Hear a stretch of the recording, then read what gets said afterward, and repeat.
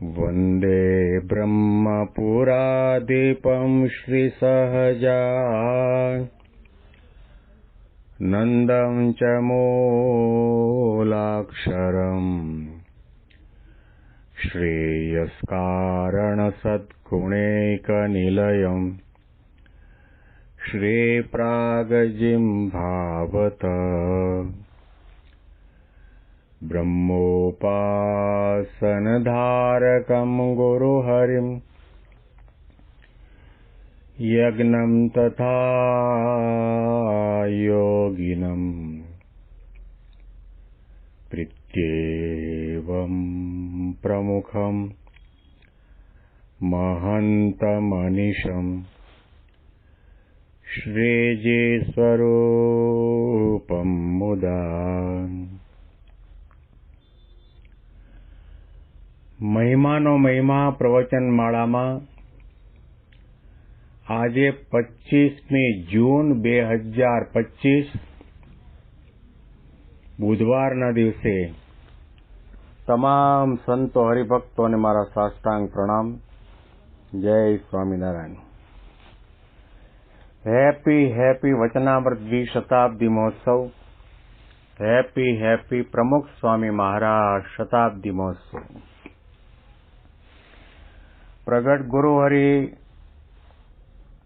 મહંત સ્વામી મહારાજના આદેશ પ્રમાણે કૃપા અને આશીર્વાદથી છેલ્લા 2525 દિવસથી આ મહિમાનો મહિમા પ્રવચનમાળા ચાલી રહી છે.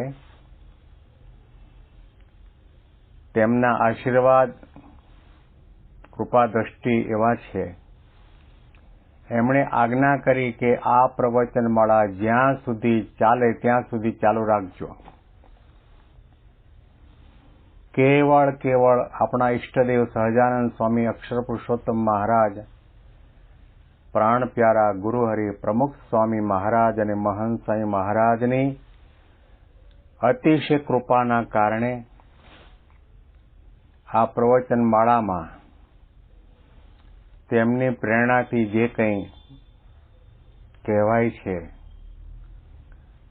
એના માટે હું એમનો ઋણી છું, ધન્ય ભાગી છું. એમની મારા ઉપર અને આપણા સૌના ઉપર અતિશય કૃપા છે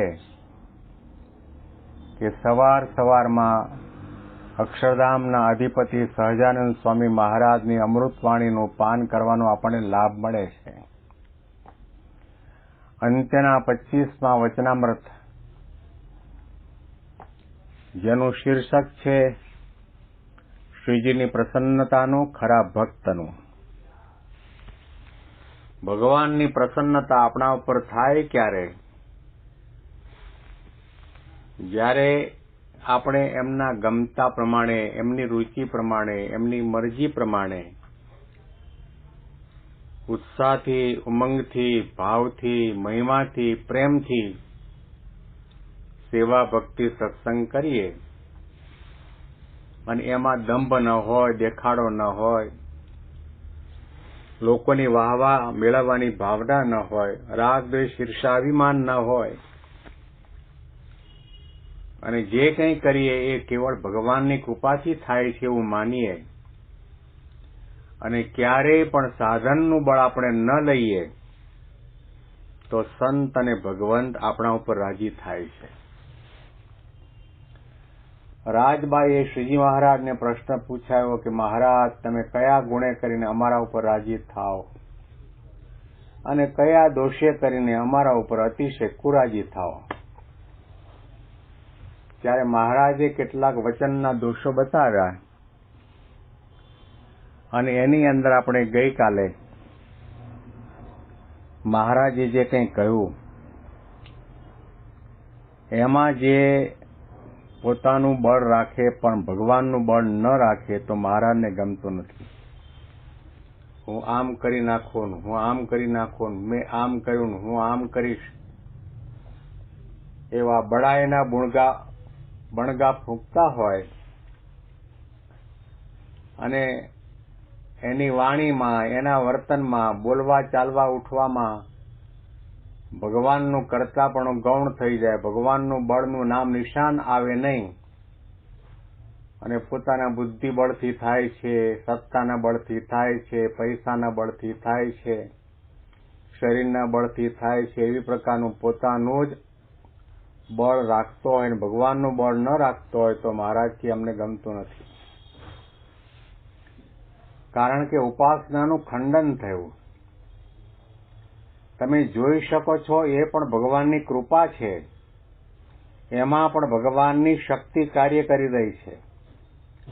સાંભળી શકો છો એમાં પણ ભગવાનની શક્તિ કાર્ય કરી રહી છે. બોલો છો એમાં પણ ભગવાનની શક્તિ કાર્ય કરી રહી છે. દેહે કરીને, મને કરીને, ઇન્દ્રિયો અંતઃકરણ દ્વારા કંઈ પણ નાની મોટી ક્રિયાઓ કરો છો એમાં ભગવાનનું પ્રધાનપણું છે, ભગવાનની કર્તૃત્વ શક્તિ કાર્ય કરી રહી છે. બાકી આપણોથી શેકેલો પાપડ પણ ભંગાય તેવું નથી. ગુરુ હરિ પ્રમુખ સ્વામી મહારાજે કેવા કેવા ભવ્ય દિવ્ય અલૌકિક કાર્યો કર્યા,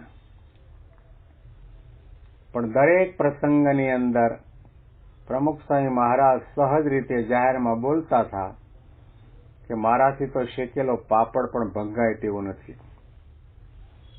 આ તો મહારાજ અને સ્વામીની કૃપા અને એમના સંકલ્પ અને યોગી બાપાનો શુભ સંકલ્પ અને એમની પ્રાર્થના, એના કારણે દિલ્હીમાં અક્ષરધામ થયું અને ગાંધીનગરમાં અક્ષરધામ થયું અને 1000 સંતો થયા. આ બધું થાય છે એમની કૃપાથી થાય છે. લાખોના ગુરુ છે. તાત્વિક રીતે અને આધ્યાત્મિક રીતે જોવા જઈએ તો અક્ષર બ્રહ્મ મૂર્તિમાન છે, જેના એક એક રોમમાં અનંત કોટી બ્રહ્માંડો પરમાણુની માફક ઉડતા ફરે છે.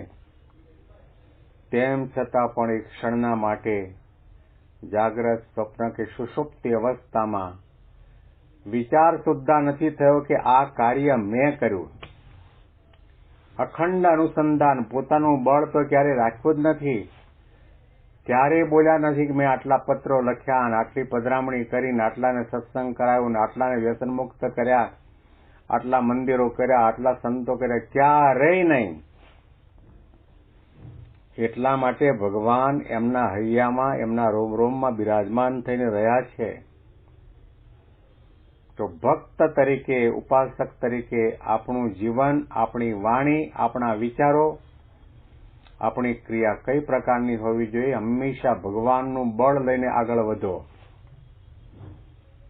ભગવાનનું બળ નથી, ભગવાનનો સાથ સહકાર નથી તો તમે એક કદમ પણ આગળ માંડી શકો તેમ નથી. આ દ્રઢપણે દિલમાં, દિમાગમાં માનવાની જરૂર છે. શ્રીજી મહારાજના શબ્દો આપણે વાંચીએ છીએ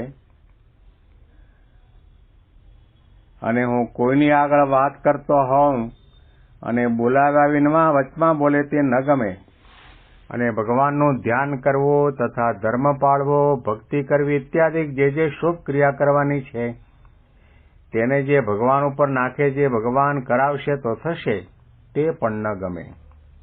અને હું આમ કરીશ, હું આમ કરીશ એમ કેવળ પોતાનો જ બળ રાખે પણ ભગવાનનું બળ ન રાખે તે ન ગમે. આપણે ભગવાનની આગળ ને સત્સંગની અંદર તો નિર્બળ થઈ જવાનું છે. નિર્બલ કે બલરામ પ્રભુ, નિર્બલ કે બલરામ. સુરદાસજીએ ગાયું. ભગવાન કોના છે? જે નિર્બળ થાય કે હું કંઈ પણ કરવાને સમર્થ ક્યારે થઈશ કે ભગવાનની શક્તિ, ભગવાનનું સામર્થ્ય, ભગવાનની મારા ઉપર કૃપા થશે ત્યારે.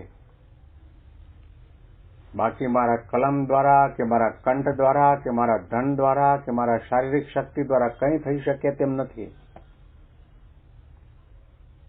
ઘણા ઘણા સદગુણો હોવા છતાં પણ સત્સંગની માં સમાન કહેવાય એવા મુક્તાનંદ સ્વામીએ પણ મહારાજની આગળ ગાયું. ન ગુણી નારવરે સમરથને, ન ગુણી નારવરે સમરથને, અવગુણ એની પેઠે સેજો પ્રીત પુરવની રે, નાથન મૂકી દેજો. હું તો નગુણી છું, મારામાં કોઈ ગુણ નથી. અબળા અને આધીન શામળીઓ બીજા એક પદની અંદર આવા શબ્દો પણ આવે છે. અબળા એટલે ભગવાનની આગળ કોઈ પણ પ્રકારનું ધનનું, શરીરનું, સત્તાનું, બુદ્ધિનું બળ રાખવું જ નહીં, તો ભગવાન એવા ભક્તના પણ ભક્ત થઈ જાય છે. ક્યારેય પણ બડાઈ મારવી નહીં. તમે કદાચ ભગવાન જેવું ઐશ્વર્ય આવે અને ભગવાન જેવા કાર્ય સત્સંગમાં કરો તો પણ અખંડ એક જ અનુસંધાન રહ્યા કરે કે મહારાજ અને સ્વામીની કૃપાના કારણે થયું છે. આપણને નિમિત્ત બનાવે છે અને નિમિત્ત બનાવીને કાર્ય કરવાવાળા તો મહારાજ અને સ્વામી છે. આ છે આધ્યાત્મિક સમજણ છે, આંતરિક સાધના છે. ક્યારેય પણ બળનો ગર્વ ન કરવો, અભિમાન ન કરવું. હવે આગળ મહારાજ શું કહે છે?